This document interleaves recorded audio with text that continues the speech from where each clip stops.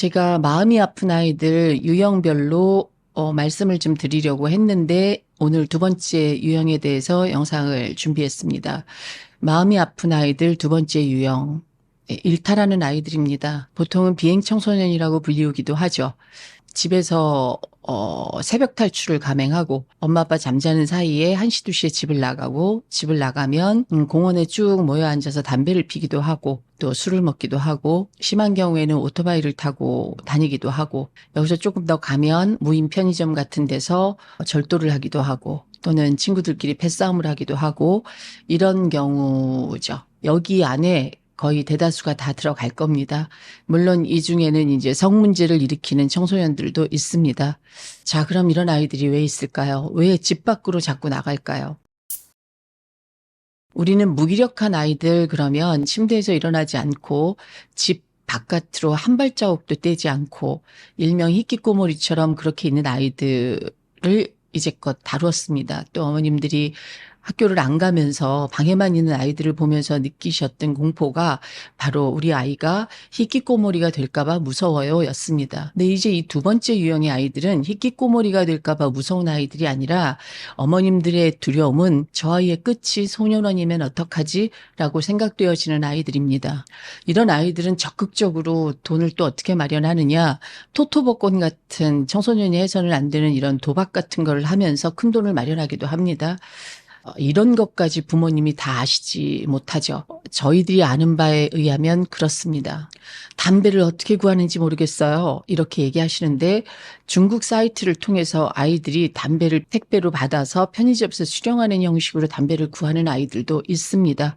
물론 나이가 많고 덩치가 큰 고등학교 형들한테 또 웃돈을 얹어주면서까지 담배를 사는 그런 중학교 아이들도 있습니다. 이 아이들이 어떤 식으로 일탈을 하고 어떤 식으로 정글과도 같은 이 바깥 생활에서 살아남는지를 아시면 어머님들은 더 깜짝 놀라실 것 같아요. 그럼 이런 아이들이 왜 있느냐? 저희가 통계적으로 보니까 이런 아이들이 대다수가 100% 그렇다고 확신할 수는 없지만 대다수가 폭력에 노출되었었던 아이들입니다.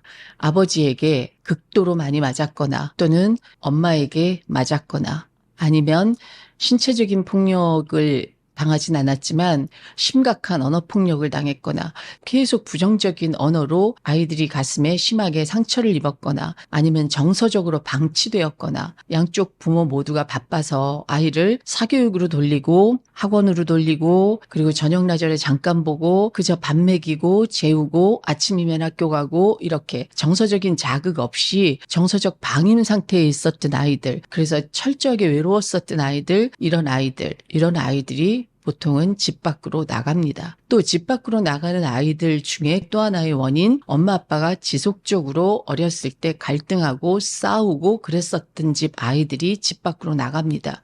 왜냐하면 집이 안전하지 않다고 생각하니까요. 그리고 그 어렸을 적 엄마 아빠의 그 극도의 싸움, 그러한 부부싸움 가운데서 아이들이 어떻게 할 줄 모르고 공포 상황에 놓여 있었던 그런 공포와도 같은 감정을 경험했었던 아이들이 그 트라우마가 해결되지 않았을 때 청소년 시기가 왔을 때 아이들이 집 밖으로 뛰어나갑니다. 자, 그럼 어떻게 해결을 해야 될까요?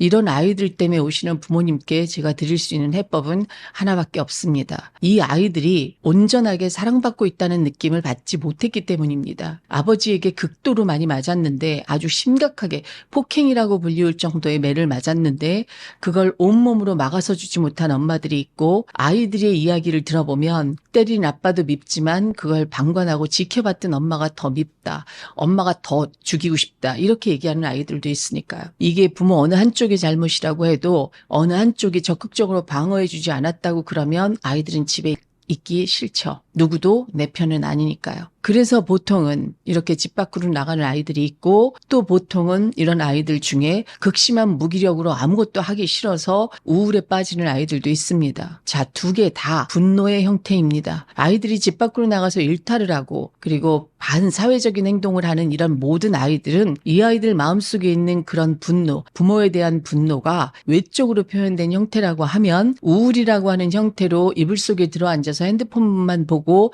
TV만 보고 게임만 하는 아이들은 이런 분노가 내적으로 숨은 경우가 바로 여기에 해당이 됩니다. 그럼 이런 아이들 어떻게 해야 될까요? 이 아이들의 분노가 해결되지 않으면 이런 일탈을 막을 길이 없습니다. 그럼 이 분노 어떻게 해결해야 될까요? 네, 어머님, 아버님 안에 온전하게 사랑이 회복되셔야 되고 부부간의 갈등이 있었다면 일단 부부간에 원망하는 마음이 사라지셔야 됩니다. 그런데 아이가 일탈을 시작하면서 보통은 갈등 상황에 있었던 부모들이 대개는 적을 상대하려니 한편 먹어야 되니까 관계가 많이 회복됐습니다. 이런 분들이 계세요. 물론 관계가 회복되었죠. 그러나 관계가 회복되었다고 해도 깊은 감정적인 문제까지 해결되지 않은 케이스들이 있어서 상담을 진행하다 보면 서로를 원망하는 말들이 튀어나옵니다. 당신 그때 그랬잖아. 그때 당신 나 때렸잖아. 그때 당신 나한테 언어폭행했었어. 너 언제 밥 해준 적 있니? 이러고 싸운다는 거죠. 이런 감정적인 잔해가 남아있는 상태에서는 바깥으로 도는 아이들 구할 수 없습니다. 우울에 빠져있는 아이들 구할 수 없습니다. 부모는 아이들의 안전한 쉘터여야 됩니다. 쉴 수 있는 될 수 없다라고 그러면 이렇게 품행장애적인 측면에 빠진 아이들, 심각한 무기력에 빠져 있는 아이들 구할 수 없습니다. 결국은 폭력이 문제입니다. 부인하고 싶으시겠지만 손으로 때리고 회초리를 때린 것만이 폭력이 아니라는 걸 그걸 인지하셔야 됩니다. 내가 내 아이에게 어떻게 대했는가, 나는 어려서 내 아이가 어땠는가 이걸 꼭 돌아보셔야 됩니다. 박사님 그냥 소리만 컸지 아프게 안 때렸습니다. 이렇게 얘기하세요. 그럼 전 이렇게 말씀드립니다. 네, 소리가 컸을 겁니다. 어머님 소리는 참 컸겠죠. 근데 7살 난 아이에게 아프진 않았는데 소리가 컸다면 그 아이가 공포스럽지 않았을까요? 라고 물어보니까 눈물이 글썽하시더라고요. 자, 이제 이해가 좀 되실까요? 내가 무슨 짓을 했는가. 거기서부터 시작하셔야 됩니다. 그래야 새벽 탈출하는 아이들, 집이 안전하지 않다고 느끼는 아이들, 엄마 아빠를 적이라고 생각하는 아이들을 품 안으로 끌어들일 수 있습니다. 거기서부터 시작하십시오. 내가 아이에게 무슨 짓을 했는가.